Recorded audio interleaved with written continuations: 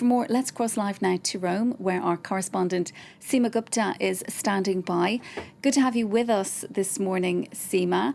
So firstly then, polling stations have just opened. It's a crucial election, lots at stake for both Italy and Europe. Is the country heading then for a victory for the far right? Well, it seems to be the case if you look at the polling. Let's look at the Brothers of Italy party, the party of Giorgia Meloni. In 2018, the last election, they just got 4% of the vote. And this time round, the last polls before there was a polling silence ahead of the election seemed to imply 25% instead. Clearly, she benefited from being part of the opposition to Mario Draghi's National Unity government. She was the only major opposition party. And so in that sense, she really took in the support of those who may have been frustrated with some of the measures that were taken by that government. On top of that, she's a fresh face. She's untested.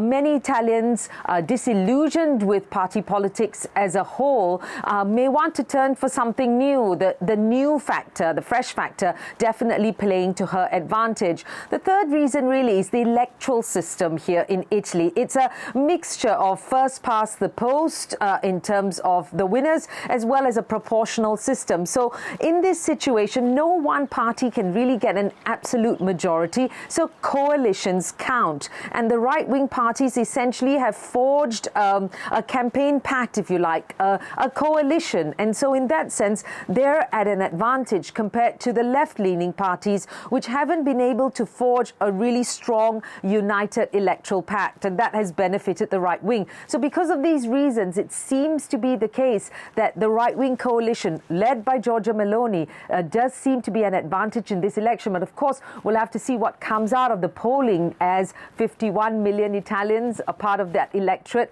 are expected to go to the polls today.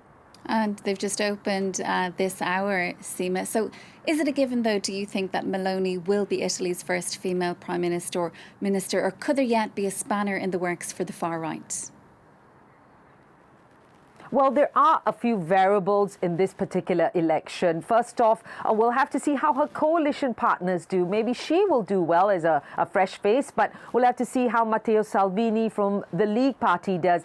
He has been known to have close ties with the Russian president in the past, although he has said he's supportive of Ukraine, but he's questioned the sanctions that have been placed on Russian factors and whether that is actually causing Italians to suffer. So will that result in him getting less votes? Then on top of that, you have the Five-Star Movement, which is doing particularly well, it seems, in the south of the country, because they are pushing their welfare benefits, and maybe they could steal some of the votes from those other right-wing parties. Then on top of that, you have a slimmed-down parliament in this election. The lower house seats have been reduced from 630 to some 400, whereas the Senate from 315 to 200. So it's a slimmed down parliament. So we'll have to see how things work out in terms of the maths of the parliament, in terms of who's going to be the actual parties that win. And then the third condition, of course, we'll have to see what happens in terms of voter turnout. We do know that some 40% of that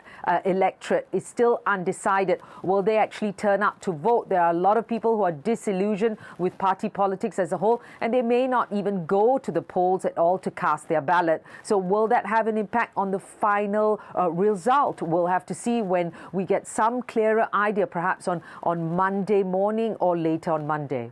And Seema, you'll be covering developments for us over the course of the rest of Sunday. That's our Rome correspondent, Seema Gupta.